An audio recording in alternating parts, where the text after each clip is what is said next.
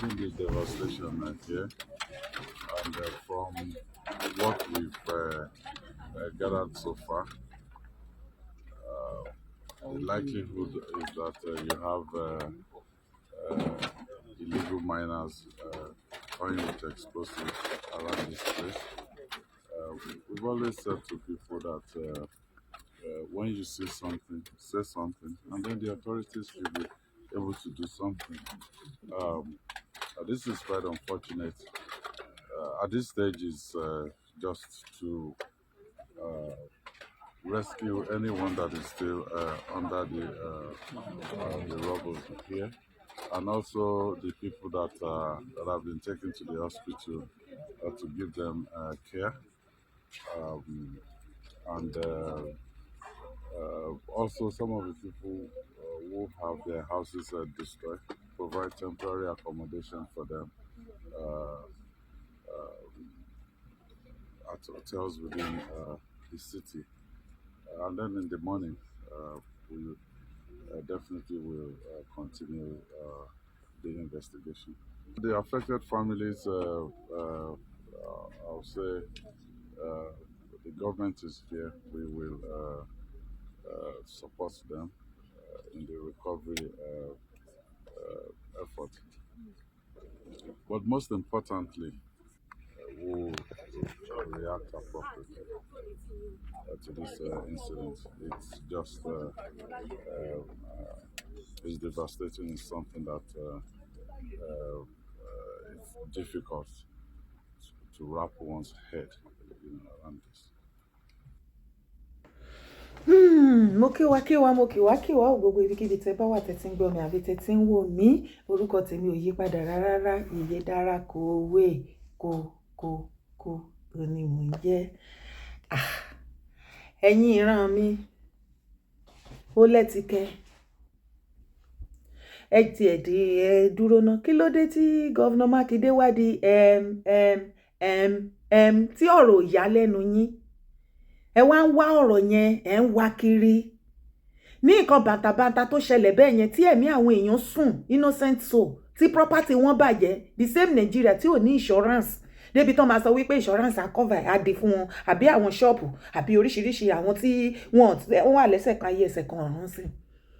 Ẹ wá rí ọ̀rọ̀ tẹ́ fẹ́ sọ, lẹ wá ń sọ ẹ wá ń wá ọ̀rọ̀ yẹn kiri. Anyway, orí ọ̀kẹ́rẹ́ koko láwo yín bàbá wí fọ́mọ ẹni agbọ́. Ẹ̀yin ọmọ Yorùbá ṣó tán yín bí ò tán o. Má listen sí show dára, má wo show ẹ̀, ó máa ń kó wa lọ́kàn sókè. Yet wọ́n watch Arise show àwọn Arise TV kòkó yín lọ́kàn sókè o. Show ẹ̀ máa ń dẹ́rù bà wá, ó ti le jù. Yet wọ́n wo Ajazera, wọ́n dẹ̀ ń wo CNN, wọ́n wo Channel TV, gbogbo news ni wọ́n ń gbọ́. Kòkó wọn lọ́kàn sókè, ṣùgbọ́n ti dára ọ̀tẹ̀ báyé yín jẹ́. Èmi tó jẹ́ wípé Ọlọ́run ló ń rìnrìn àjò ayé mi. Òtítọ́ tẹ́ fẹ́ gbọ́ yẹn lèmi ò mọ̀ sọ. Bẹ́ẹ̀ ni, ẹ̀yin kọ́ lẹ̀ ń rìnrìn àjò ayé mi. Ènìyàn kọ́, Ọlọ́run ni. Má wulẹ̀ ṣe bí Ọlọ́run, torí Ọlọ́run kò ní jẹ́ ṣe bí rẹ̀. Ìrònú wọn ènìyàn ó yàtọ̀ sí t'Ọlọ́run. Ó ń bẹ lọ́run, ìwọ ń bẹ láyé. Ó lágbára ṣùgbọ́n ìwọ kò ní. Ẹ̀san ń bọ̀ lọ́mọ o, torí Ọlọ́run kò ní jẹ́ ṣe bí rẹ̀. Ọ̀bí yín, ọ̀tẹ̀ tẹ̀ yín mọ́lẹ̀. Ẹ wo bẹ́ẹ̀ ṣe fi ọ̀tẹ̀ sí, tẹ́ fi rán ara yín ní ọ̀run ọ̀sán gangan, ọ̀run àrèmábọ̀, tẹ́ fi bà property ara yín jẹ́. Ọ̀tẹ̀ lẹ ṣe débẹ̀. Ṣé ẹ fẹ́ sọ wípé ẹ kì í gbọ́ wípé àwọn illegal mining ó ti pọ̀ nílẹ̀ Yorùbá? Ìwọ tó bá wo show mi dáadáa tó ò fi tọ̀tẹ̀ kún, wàá rí pé mo pariwo sometimes back wípé àwọn ará Ìdànrè wọ́n pariwo Akérédolú tí wọ́n jọ́lọ́run nípè láìpẹ́ kọ́lọ́run tẹ́ wọn sáfẹ́fẹ́ rere kó foríjì gbogbo àṣìṣe wọn gbà tán wà láyé. Mi ò fọ̀run yọ wọ́n o, kọ́dún jìnnà síra wọn, ìsìrókù rẹ̀ anybody. Ní ìgbà táwọn náà kó àwọn illegal miner tó kó lọ sí Ìdànrè, tán discover mineral resources ńbẹ̀. Ṣèbára Ìdànrè ṣèbọn ṣe fídíò pé ká gbà wọ́n lọ́wọ́ late Akérédolú. Ipé oko ẹ̀gẹ́, oko iṣu, oko kòkó wọn tán fi ń jẹ́ èèyàn láyé wọ́n ti discover mineral resources níbẹ̀ wọ́n lọ ń wà wọ́n ò sì compensate àwọn yẹn wọ́n bà oko yẹn jẹ́ àbó ò tí ì mọ̀ wípé gbogbo ibikíbi inú oko kókó tó bá ti lè lọ ṣe tó wà kùsà ń bẹ̀ ilẹ̀ ẹbẹ̀ yẹn ò gbérí mọ́ gbogbo nǹkan lọ́ra tó wà ń bẹ̀ tí ilẹ̀ yẹn fi ń mú tó fi ń wà productive gbogbo ẹ̀ ló máa bàjẹ́ kódà ilẹ̀ lè ru earthquake gbogbo ẹ̀ lásán ó kó wa láyà jẹ́ ó kó wa lọ́kàn sókè ó ṣé ẹ ti gbàgbé ti bàbá Ọ̀ọ̀nì láàrin tí wọ́n lọ kó àwọn expertise tí wọ́n kó wọn lọ láàrin Iléṣà àti Ifẹ̀ tó dìjà láàrin kí lorúkọ bá wọn ní Ifẹ̀ àti Ọ̀ọ̀nì some years back tó dìjà lẹ̀ tí wọ́n lọ ń wa illegal kìíní ń bẹ̀ tán wà kùsà ń bẹ̀ ṣé ẹ ti gbàgbé fídíò yẹn bàbá ò stop ẹ̀ last year yìí wọ́n sì ṣe tí fídíò yẹn jáde tí wọ́n pariwo wípé gbogbo oko wọn ni wọ́n ti bàjẹ́ torí wọ́n ń ṣe máínà ń bẹ̀ ok jẹ́ wá gbé ẹ débẹ̀ kí n gbé ẹ travayé ǹjẹ́ ẹ jẹ́ mọ̀ wípé gbogbo nǹkan tó ń ṣẹlẹ̀ yìí kò ń ṣe pé wọ́n ṣẹ̀ṣẹ̀ ń wakùsà yìí máínà yìí kò ń ṣe pé wọ́n ṣẹ̀ṣẹ̀ ń ṣe ní Ọ̀yọ́ state àwọn malians tí yín bá yín ọmọ Yorùbá ọ̀tẹ̀ tẹ̀yìn rí ọ̀tẹ̀ tẹ̀yìn pa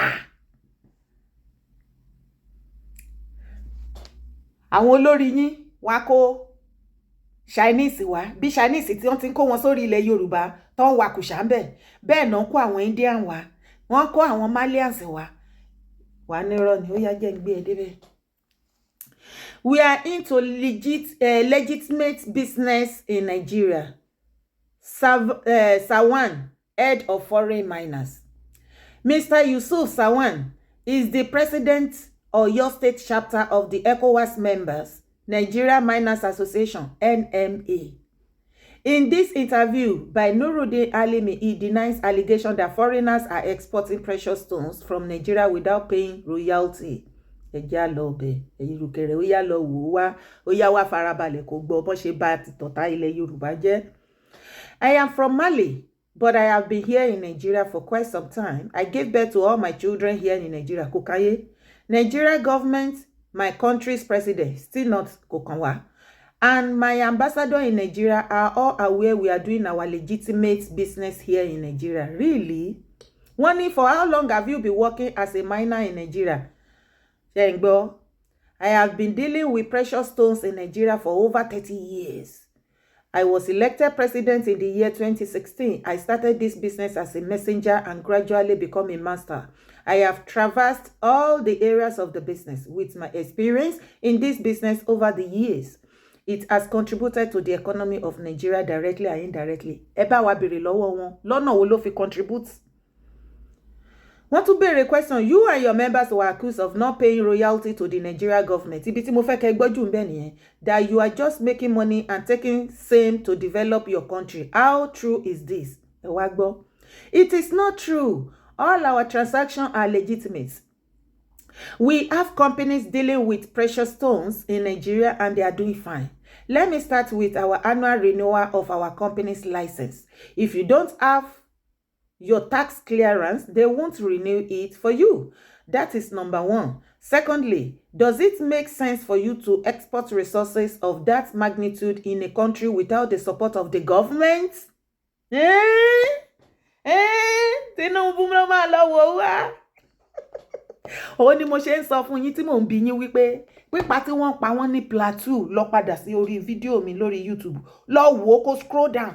Mo bi yín wípé n tó ṣẹlẹ̀ ní Plateau tó ń pa wọ́n tó ń pa odidi ìlú run tí wọ́n ju àdó olóró lẹ́ẹ̀kínní tán ní mistake tán tó tún padà jù lẹ́ẹ̀kejì. Ṣèbó gbọ́ fídíò yẹn gbà táwọn ọmọ onílùú sọ wípé torí góòdì àwọn mineral resources oríṣiríṣi tí wọ́n rí bẹ́ẹ̀ ní òun ni wọ́n ṣe é ṣe. Mo wá bi yín nínú question yẹn pé ṣó possible kí irú nǹkan bẹ́ẹ̀ máa ṣẹlẹ̀ kó má lọ́wọ́ gọ́fíńmẹ̀ntì inú. Ṣùgbọ́n gbogbo yín tẹ́ gbọ́ fídíò yẹn kò sẹ́nibọ̀dì tó kọ́mẹ̀ntì lọ síbi ibẹ̀. Now ṣe ti ń gbọ́ sí. Màá tútú bẹ̀ yẹn kà fún yín. That is number one. Secondly, does it make sense for you to export resources of that magnitude in a country without the support of the government?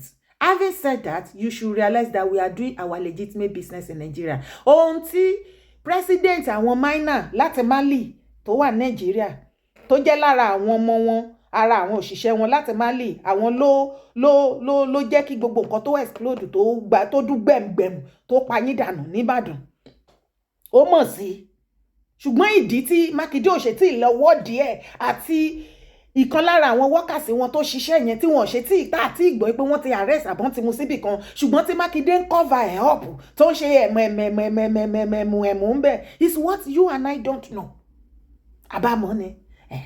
Nǹkan tí president wọn yìí sọ bí Yusuf ní wípé ṣó possible ní orílẹ̀-èdè tó tóbi tó báyìí tí àwọn nǹkan ìwàrà tí oyin tó báyìí nílẹ̀ tí nǹkan mineral resources pọ̀ tó báyìí ní ìlú tó tóbi tó Nàìjíríà yẹn, ṣé ó possible káwọn máa wa kùsà ń bẹ̀ kán máa ṣe minor kí gọ́ọ̀mẹ̀ntì Nàìjíríà kí wọ́n má mọ̀ sí bí gọ́ọ̀mẹ̀ntì wa ti pé méjì inú ọ̀rọ̀ tó wà nílẹ̀.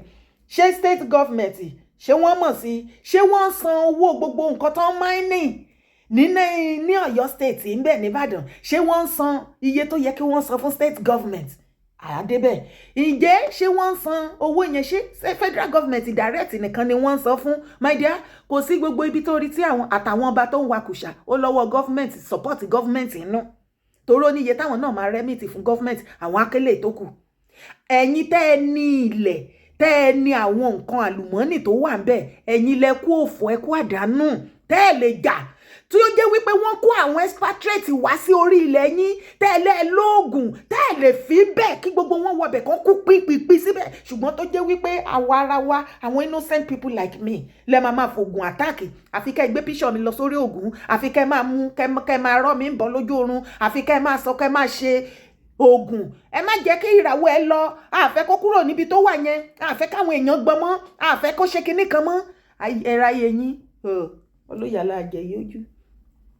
Torí mo kàn máa ń wò yín ni tán bá ti wá kó àwọn expatriate wá síbẹ̀ tí wọ́n wá pariwo wọ́n wá gba gòdè wọ́n wá ṣe kinní kan tí boko yín jẹ́, ebógun burúkú wà lọ́wọ́ yín, ebó lọ́wọ́ gọ́ọ̀mẹ̀ntì inú ẹ lè mú oògùn kẹ́ fílẹ̀ síbẹ̀ kí wọ́n wọbẹ̀ nígbà tó bá débẹ̀ tán kú pípípí àbí tára sán pa wọ́n.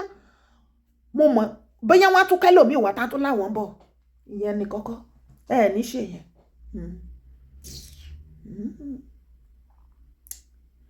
Ṣé bẹ́ẹ̀ gbọ́ nísìn ó ní federal government ṣó possible kí wọ́n máa ṣe nǹkan tó ń ṣe yẹn kí kó má lọ́wọ́ government nínú, tó já sí pé gbogbo nǹkan tó ń ṣe ń bẹ̀ ó lọ́wọ́ government nínú. Government èwo, ṣé state government àbí federal àbí both state and federal? Ẹ jẹ́ àtẹ̀síwájú. Aside this allegation, do you know that we have more than 10,000 Nigerians working on our sites like ẹrú? Like ẹrú, gẹ́gẹ́ bí Dangote ṣe ń lo àwọn ọmọ Nàìjíríà, àwọn ọmọ Lagosians àti àwọn ọmọ Ogun State tó ṣe ń lò wọ́n nílò ẹrú, tó ń lò wọ́n tó jẹ́ wípé bí ẹrú ni wọ́n ṣe ń lò wọ́n. Ṣé bí tí ọ̀pọ̀lọpọ̀ yín máa ń sọ nígbà yẹn tí wọ́n kó àwọn baba ńlá baba wa lẹ́rú pé tó bá jáyè sí kò lè ṣeé ṣe nǹkan kan, ẹrú wọ́n sì ń kó yín lẹ́rú, ṣé eléyìí tá ìṣe kò ṣe ẹrú ni? Modern ẹrú náà ń pè. Àbẹ́yìn ò rí ni mọ báwọn èèyàn ṣe ń jìyà nínú Dangote tán náà ṣiṣẹ́ ní factory ẹ̀, èyí tó bá kú ó kú dànù, èyí tó disable ó kàn disable dànù, kò sí gratuity, kò sí anything, kò sí compensation, kò sí nǹkan kan. Tó bá wá sọ wípé more than 10,000 Nigerians ló ń ṣiṣẹ́ as a minor níbi tẹ́ ti ń ṣiṣẹ́ yìí, minor president láti Mali, irú iṣẹ́ wo ni wọ́n ṣe ń bẹ̀ bí ẹrú? Ìgbà tó jẹ́ pé nǹkan tẹ́lẹ̀ dá wọ́n rọ̀ mọ́ nìyẹn. Kí wọ́n dìde bí ọmọ ọkọ kán gba ìgbésí ayé wọn padà, kí wọ́n ṣe ká ṣe sacrifice kékeré kí ìgbésí ayé wa kó tẹ̀ wá lọ́wọ́ ká yé ṣe ìgbésí ayé ẹrú. Ọmọ ọba tó wá ń ṣe ẹrú wọ́n á níran, wọ́n á máa wáyàn kan tó máa fi ṣe sacrifice, tán bá tún réyàn gan tó tún dìde, àwọn náà tó máa pàdé àpòpọ̀ bíríkì tó wọn bórókótó, wọn á tún ní ẹ̀jẹ̀ àlọ́pàá ṣe bẹ́yìn náà ni àbẹ́ ìgbowó ẹ̀mí Abíọ́lá ẹ gbà á lára àwọn ọba tó gbogbo yín ẹ̀ ṣì wà láyé àbá àti ìka ẹ gbowó ẹ̀mí Abíọ́lá. Ìgbà tó fẹ́ lọ mú Ìgbòho tí ìgbọ̀nyàn àbí àwọn ọba wọ́n gbowó àṣírí pọ̀ gan ni, àìmọye lára wọn ló ti wàjà báyìí, wọ́n gbowó tí wọ́n tún pe òòṣà wípé òòṣà Ìgbòho wá ọmọ wa ló jẹ́, àdẹ̀mọ́ nǹkan tó ń ṣe, ṣé orí bó ṣe wò mí, mo ti gba owó ẹ̀mí ẹ̀, wọ́n ti pín owó ẹ̀mí ẹ̀ dọ́dọ̀ tèmi, mo sì ti gbà $, náà fi san. lọ jáwọ́ má ṣe nǹkan tó ń ṣe yẹn mọ́ torí wọ́n ń bọ̀ wá mú ẹ àbí kó sá kúrò ní Nàìjíríà wọ́n ń bọ̀ wá pa ẹ́ wọ́n pín owó ẹ̀mí ẹ̀bí tàbíọ́lá àbẹ́yìn náà kọ́ nìyẹn àwa ní ń pa yín ẹ̀ ń kú máínà ṣẹlẹ̀ oblas ẹ̀yin ọlọ́tẹ̀.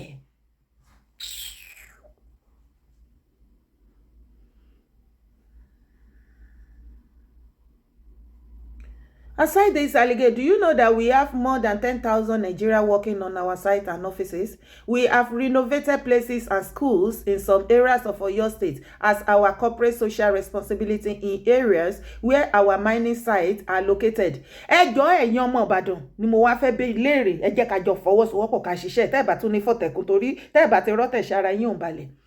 Wọ́n ní area ibi táwọn ti ń wa mine tó ti ń ṣe mining yìí wọ́n ní wọ́n kọ́ school síbẹ̀ fún yín wọ́n ní wọ́n da títì ọ̀dà síbẹ̀ wọ́n ní nǹkan amáyédẹrùn wọ́n náà túnṣe ó dàbí London wọ́n ní níbi ibẹ̀ ẹjọ́ ẹ̀yin tẹ́ ń gbé lérí àbẹ̀ báwo lérí àbẹ̀ ṣe rí bóyá o lè bá mi fídíò ọbẹ̀ yẹn kó o wájú sórí bó bá ti ń ṣe fídíò yẹn má kàn ṣe fídíò lásán máa bá mi rìpọ́ọ̀tù síbẹ̀ mi ì ní gbé fídíò ẹ̀ jáde tó o bá fẹ́ kí n gbé jáde sọ síbẹ̀ pé kí n má gbé jáde tó bá rìkọ́ọ̀dù tó gbé ránṣẹ́ máa ṣiṣẹ́ lé lórí bọ́ bá mi ṣe àlàyé pé area yìí orúkọ bẹ̀ ibi wọ́n ń wa kùsà ń bẹ̀ o wọ́n ṣe mining ń bẹ̀ o area bíi ni kó wá bá mi fídíò gbogbo area àbẹ̀ yẹn àwọn school ìgbàlódé tán lọ́kọ́ síbẹ̀ àti gbogbo nǹkan amúayédẹrùn tán náà ṣe fún yín bá mi fídíò ẹ̀ àsìkò iṣẹ́ dé.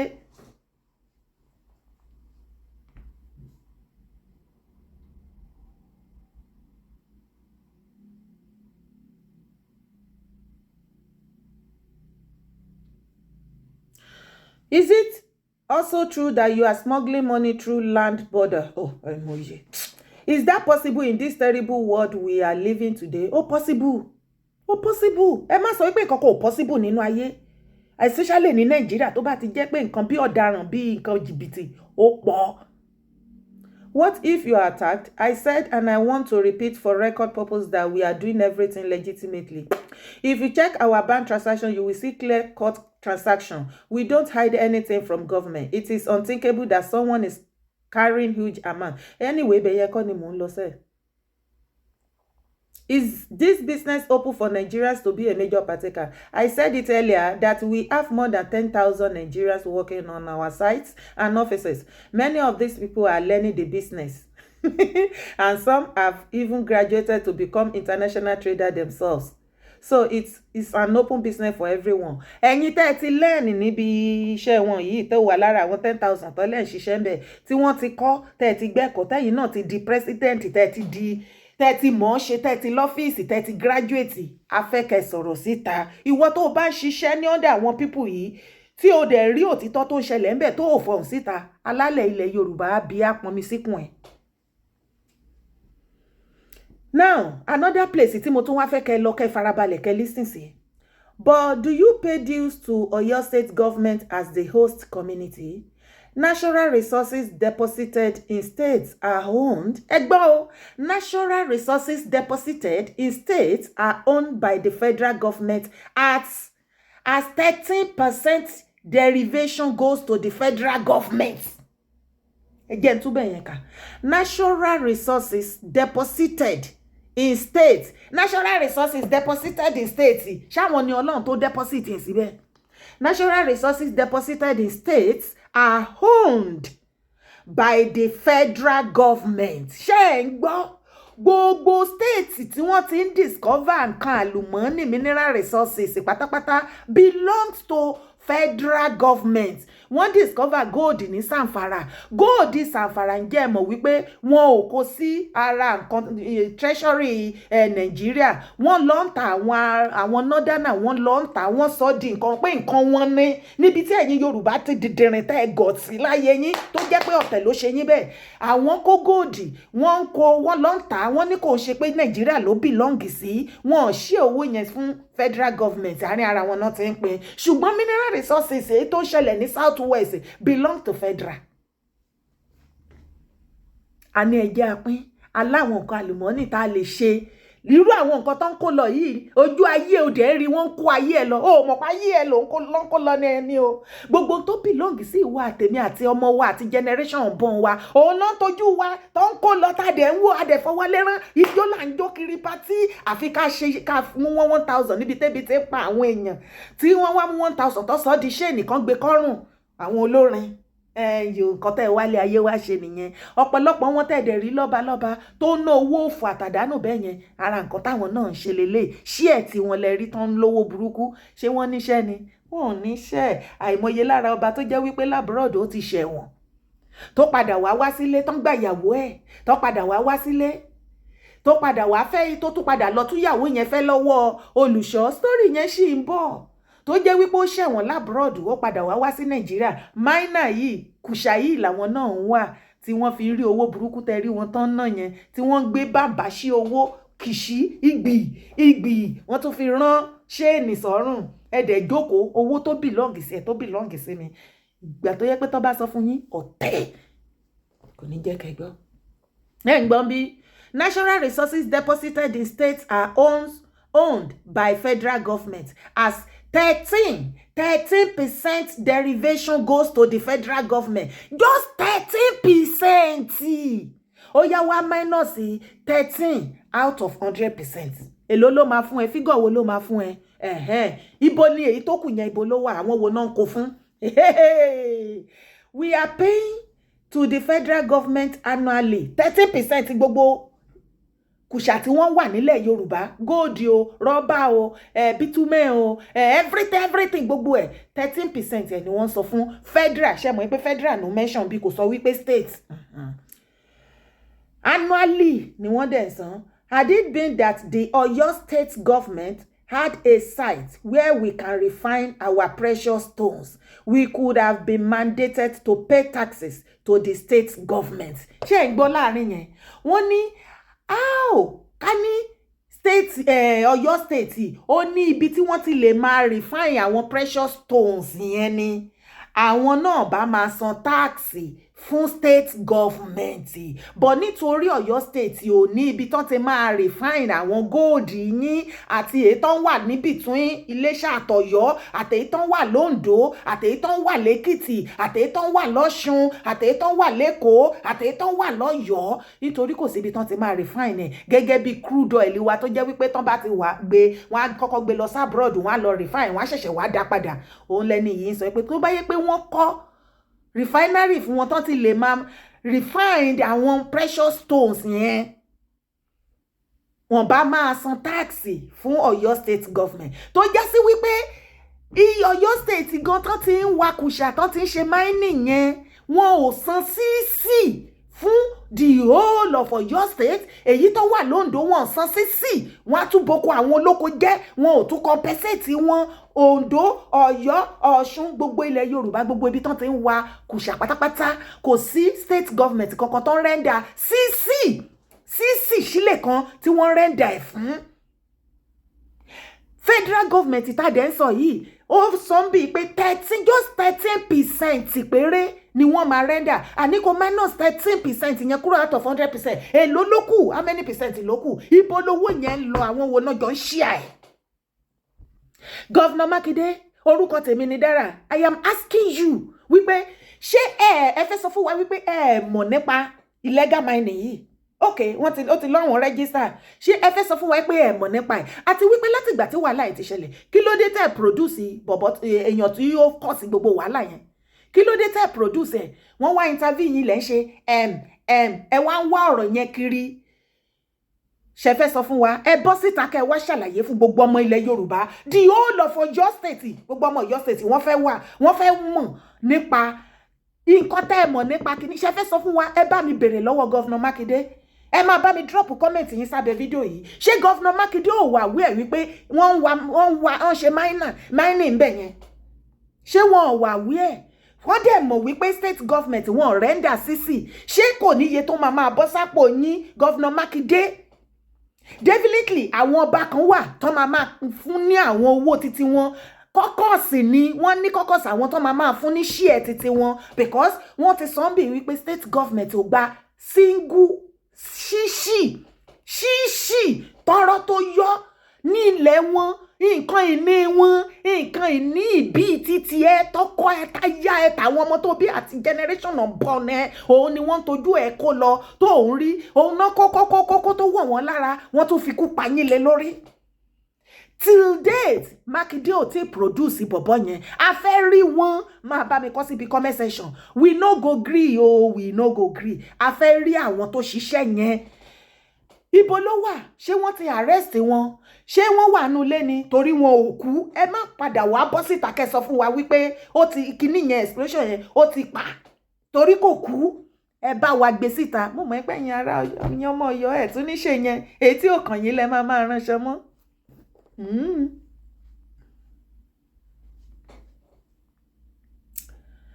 We are paying to the federal government annually. Had it been that Oyo state government had a site where we can refine our precious stone, we could have been mandated to pay taxes to the state government. Ipe wọ́n wakusha ńbẹ̀ yẹn, ṣé kò yẹ kó ní certain amount? Wakusha nǹkan ìní àwọn ẹni ẹlẹ́ni, ṣé kò yẹ kó ní iye percentage yàtọ̀ fún tax gan tó máa san fún àwọn aráàlú? Àbí fún state government láti fi support state yẹn? Ẹ̀yin wá sọ wípé ká ní state yẹn wọ́n ní refinery tán ti lè máa refine precious stone tẹ́ ń wà ńbẹ̀ yẹn. Ìgbà yẹn lẹ́yìn bá ṣẹ̀ṣẹ̀ máa san tax fún wọn tó já sí wípé government Ọ̀yọ́ state ò gba ṣíṣì. Definitely àwọn wo ni wọ́n wá fún lówó nígbà tó jẹ́ pé 13% lásán ni wọ́n fún federal government. Ibo ni gbogbo owó tó kù wá wà? Àwọn wo náà kó owó yẹn fún? Ó yá máa kọ síbi comment section máa bí wọ́n. Former Governor Lam Adesina made attempts, but the successive government did not follow up. Lam Adesina invested a lot in the mining business, but later failed because of the nature of the business. What about the houses you are using in Ojo? Do you pay rent? Yes, all our members are paying rent. The host community in Ojo area of Ibadan is very accommodating. Before now, that Strabag Street was no-go area in the evening because miscreants have taken over the street. But since we have started working in the area, we have been keeping the area safe. Can you imagine? But why was the allegation leveled against you by some of your members? In every sector, you cannot overlook some negative influences. Those people who claim to be Nigeria, ask them what they are contributing to Nigeria economy. Check banye. Yeah! Tinyin banye, ọmọ àlè, ọmọ àtọ̀húnrìnwá, ọmọ Mali. Ó tún wá gbà yín lójú nílẹ̀ Yorùbá lórí nǹkan ìní yín. Ṣé ráyé? Àní ogun tẹ́ máa ń kó tirú wa yìí ẹ fi jà fún ilẹ̀ yín, ẹ fi jà fáyé yín, ẹ yé ṣọ̀tẹ̀. Irú eléyìí báyìí sìn ẹ lè ṣe nǹkan kan fún o, kódà ẹ gbà láti máa ṣẹrú lábẹ́ wọn. You see your life? But àwa tá à ń tú àwọn àṣírí yẹn tí gọ́ọ̀mẹ̀ntì ń lépa wa kiri, tá à ń tú àṣírí yẹn síta, ẹ tún máa wèlé wa, ẹ máa gbógun ti wa, ẹ máa fight me spiritually, ẹ máa sọ wípé kò ní kọjá bí tó wà, ẹ ní jẹ́ kó lọ, ẹ ní jẹ́ kó débì kankan. Ṣé èmi lẹ rò pé ẹ̀ ń ṣe ni? Èmi kọ́. Ṣé mo sọ fún yín pé bí ń pa mí ibi tí mo wà ni? Ṣé mo sọ fún yín pé mò ń bọ̀ wá fún mineral resources yín lẹ̀ Nàìjíríà ni? Kí ló kàn mí? Nàìjíríà mo lè má dé bẹ́ẹ̀ láé tí Jésù máa fi dé.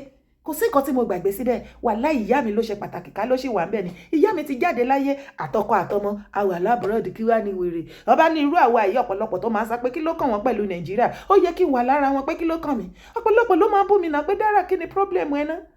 Fẹ́wọ́n pípú sílẹ̀. Jẹ́ kán bá lọ kọ̀ọ̀kan anybody kan tó bá wù wọ́n ni. But iṣẹ́ tí ẹlẹ́dàá ẹni bá rán ni, iṣẹ́ ta bá rán ikọ̀ kì í pa ikọ̀ ni. Àjẹyè ni mo sì máa jẹ. Àní mo máa wà lára àwọn tó máa tú captive, tó máa tú yín kúrò ní ìgbèkùn tí wọ́n kó yín sí torí ẹ ò mọ̀ pé inú ìgbèkùn lẹ wà. Wọ́n ti ra iye yín, ṣe lẹ̀ ń ṣe bí sọ́ńbí kiri. Nǹkan tó bá yẹ ká gbájúmọ́ ẹ̀ kì í gbájúmọ́, èyí tí kò kàn yín lẹ máa ran ṣanṣan mọ́. Wọ́n wá fi patí, wọ́n fi yí yín ní fún tán bá ti di àsìkò ìdìbò tán bá ti ń pín ráìsì pín gàrí pín ẹ̀wà mo ní o má bá wọn gbà á ó wà lára nǹkan tán ti ṣiṣẹ́ sí babaláwo á ti ṣiṣẹ́ sí àfáà àti kéwú sí àwọn á ti gbé lọ sórí òkè wọ́n á gbé lọ sórí odò kò sí nǹkan tán ti ṣe fún tọkàn tó wá pákéjì ẹ̀ fún yín tẹ́ bá ti wá jẹ tán gbogbo iye yín ara ẹ̀ ní lè ṣe nǹkan kan jìnnìjìnnì abọ́mọ odo yín ẹ wá máa gbọ̀n nǹkan tó yẹ ká ṣe bí ọmọ ọkọ ká dúró tán pé kinní kan ẹ máa gbọ̀n nǹkan kékeré ẹ máa gbọ̀n ẹ wá gbà láti jẹ ẹrú ẹ tí ìmọ̀ ìpẹ́rù nìyí báyìí kí ọmọ Málì kúrò ní Málì kó má rí kùsà wà ńbẹ̀ kó wá máa tọ́jú yíyàn yín lẹ́bọ máa kó property ayé yín nǹkan tó yẹ ká fi tú ilẹ̀ Yorùbá ṣe kó máa tọ́jú yín kó kẹtù wá máa ṣe ẹrú lábẹ́ wọn wọ́n tún wá ṣe títí tó wọ̀ wọ́n lára wọ́n tún wá dá wàhálà lẹ̀ ó wá ṣekú pa yín ẹ wá ń ṣe fídíò tẹ wálé ayé wá ṣe wá tún ṣe fídíò ó pa wá o wọ́n kú o àìmọye tó ti kú àìmọye property tó bàjẹ́ ibo làwọn yẹn ti fẹ́ rówó báyìí tó máa fi tú property wọn ṣe ní Nàìjíríà tá a mọ̀ wípé wọn ò ní fún wọn ní dáì ibo la fẹ́ bá yàrá ìjà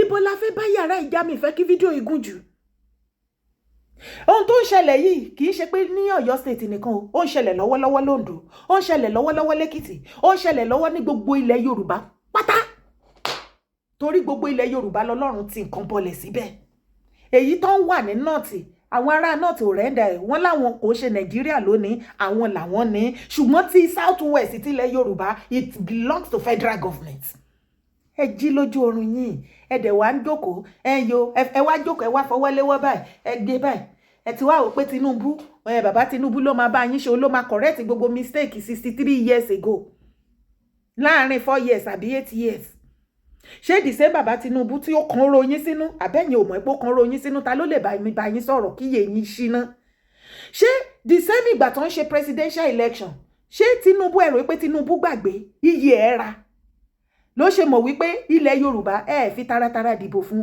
àgàgà ní Lagos State kò wí ní Lagos State ṣe rò wípé ìyẹn ò kan oró sí inú ẹ̀ tó bá tiẹ̀ ní nǹkan tó fẹ́ ṣe tẹ́lẹ̀tẹ́lẹ̀ pẹ̀lú ìyẹn lásán ìyà tó máa jẹ yín ẹ tí ì rí nǹkan kan àwa wí tán ẹ ń sọ̀rọ̀ sí lẹ́nu ìyẹn ó máa ṣe léyìí ó máa ṣe ṣó sọ bẹ́ẹ̀ fún yín ẹ tí ì rí ìyà ṣẹ̀ṣẹ̀ fẹ́ rí ìyà pọ̀pọ̀rìpọ̀ ìyà if you are one of those people tó jọmọ Yorùbá tó ṣì ń bìlífì pé Tinubu ń bọ̀ wá ṣe kankan sílẹ̀ Yorùbá pẹ̀lú nǹkan tó fojú rí during the election àjọpọ̀ ò sí láyé ọpọlọ is babu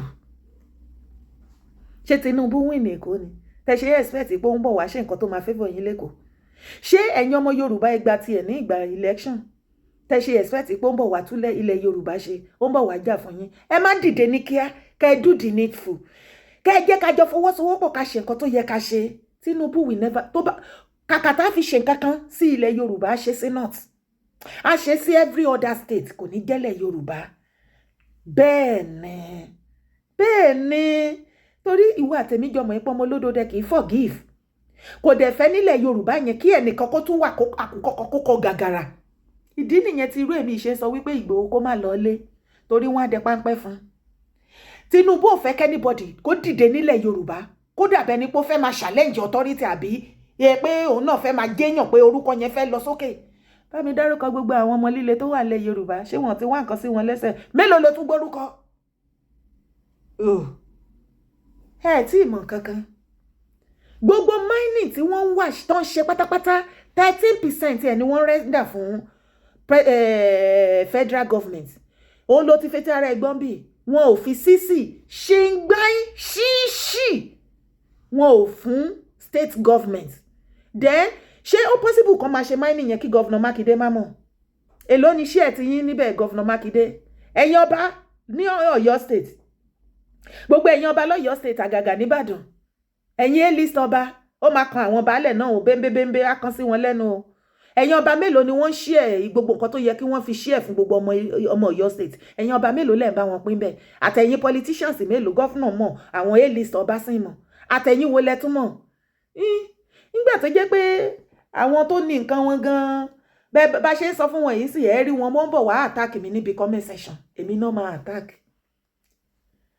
wà lọ́dára ti pọ̀jù ó ti kó wa lọ́kàn sókè jù ó ti ṣe kinní kan jù yet o ò lè miss Arise TV kí ni ọ̀rọ̀ tí mò ń sọ tó 10% kan tí wọ́n sọ ní Arise TV àbí Channel TV ẹ kàn déédéé ètì ẹ̀ náà ni ẹ dẹ̀ rò wípé ẹ̀yin lọ́lọ́run ẹ ṣẹ̀ṣẹ̀ bẹ̀rẹ̀ ẹ jẹ páànù ìyà ṣẹbẹ́ rí wọ́n wa nǹkan àlùmọ́ọ́nì yín wọ́n ti fi kú pa yín wọ́n tún bà property yín jẹ́ èèyàn tó lóun jẹ́ president wọ́n sìn ṣé nǹkan tó ṣẹlẹ̀ ó dọ́dọ̀ tiẹ̀ kò dọ́dọ̀ tiẹ̀ gbogbo àwọn ọmọ Málì tó kó wá síbẹ̀ tán jọ ń ṣe kìíní ṣó dọ́dọ̀ wọn kò dọ́dọ̀ wọn ẹ̀yin ní àwáwí tán Mákindé ń sọ ẹ̀mẹ́mẹ́mẹ́mẹ́ kò rọ́rọ̀ sọ ẹ̀ lè rọ́rọ̀ sọ nígbà tó jẹ́ pàjọmọ́ gbogbo yín ni ẹ wo fídíò ètò tí ń gùn wo nínú àlàyé kékeré tó gbọ́ ẹ̀ kí ni ìwọ náà fi wá bá mi fi ó di pàdé di orí comment section bá mi drop ẹ̀ sórí fídíò tó bá ti wá dọ́wọ́ ẹ̀ bá mi pín síta má ṣàwọn ẹ̀ jẹ́ ká jọ la gbogbo ọmọ ilẹ̀ Yorùbá lójú gbogbo ilẹ̀ Yorùbá pátápátá mo ti pariwo ẹ̀ ní mineral resources burúkú wà kò sí mineral resources tó wà ní ayé tí kò sí ilẹ̀ Yorùbá kí lẹ rò pé gbogbo ẹ̀yà tí wọ́n ṣe fẹ́ gba ilẹ̀ Yorùbá ara nǹkan tó ń fẹ́ gba ilẹ̀ Yorùbá nìyẹn àwa dúró àwa sọ fún yín pé ẹjẹ́ adádúró kò tí ì yá ẹjẹ́ kó lọ débẹ̀ náà ó sì ti wá débẹ̀ ṣé ayé ti rọrùn fún yín ṣé ìgbà tó bá ti débẹ̀ ó ló máa bá yín ṣe kí ló ti wá bá yín ṣé ebi ò pa yín nísìn àbẹ́yìn wọ́n bá yín gbé rìfáínárì kan sí bí ibòmí ìtẹ́tí lọ́ọ́ repo ní £1 àbígbà tó ń ta bag of rice ní 70,000 ó níbi tán ti ń kó titi yín fún yín lọ́fẹ̀ẹ́ àbí mo bí yín ni tẹ́ ẹ bá lọ sọ́sìpítù wọn ò ní gbowó lọ́wọ́ yín tó bá lọ ra nǹkan lọ́jà ò ní sanwó ẹ máa tanra yín kẹ́ máa múra yín gan ẹ máa fi gbàlà yín dọ́là títí ijọ́ tẹ́ bá ti rẹ́dì ijọ́ ẹ̀ náà lájọ rẹ́dì ṣùgbọ́n dìgbà yẹn èmi ò ní wẹ́pọ̀ kankan ju ọ̀rọ̀ ẹnu yìí mi ì ní jẹ́ kẹ́ ẹ sùn sẹ́ẹ̀ ariwo mi á pa yín bẹ́ẹ̀ gbógun tèmi jù bẹ́ẹ̀ lọ kẹ́ ẹ ṣọ̀tẹ̀ jù bẹ́ẹ̀ lọ ẹyọ Ọlọ́run bẹ lẹ́yìn mi ò anybody ló lè lọ at any time mo ti rìnrìn àjò ilé ayé ó ti yé mi ju wípé mo máa ní láti máa rẹ̀ lásìpẹ̀ léyàn kí n fara léyàn no because kò sẹ́ni tó ṣe é fara lé ènìyàn ní lọ ní Ọlọ́run ènìyàn á yẹ̀ ẹ́ lẹ̀ at any time wá ṣubú yakata ṣùgbọ́n Ọlọ́run ò ní yẹ̀ ẹ́ lẹ̀ Ọlọ́run ni mo fẹ̀yìn mi tì yes mo sọ yìí mo dúró ná bó bá wá gbọ́ fídíò yìí bá mi pín káàkiri o kó bá mi pín fún gbogbo ọmọ Ọ̀yọ́ yes tó bá wá ní mẹ́sẹ̀gì tó wà important tó mọ̀ nípa kínní ó sì pè mí sórí tẹlifóònù nọ́mbà mi +49 1521 7450243 ó yá pè mí kíákíá kó jẹ́ ká ṣiṣẹ́ lé lórí kò tí ì léètì o má jájọ fìgbàlà wa dọ́là bá mi drop comment ẹ̀ sábẹ́ fídíò yìí ó ṣe pàtàkì má gbàgbé láti bá mi like fídíò yìí bá mi thumb up on it kò sì bá mi share tó o bá tí ì bá mi subscribe ó yá support iṣẹ́ ọwọ́ mi thank you ilẹ̀ Yorùbá gbè wá o kò ní gbọ́ àwọn ọmọ àlè àárín wa make Yorùbá land great again.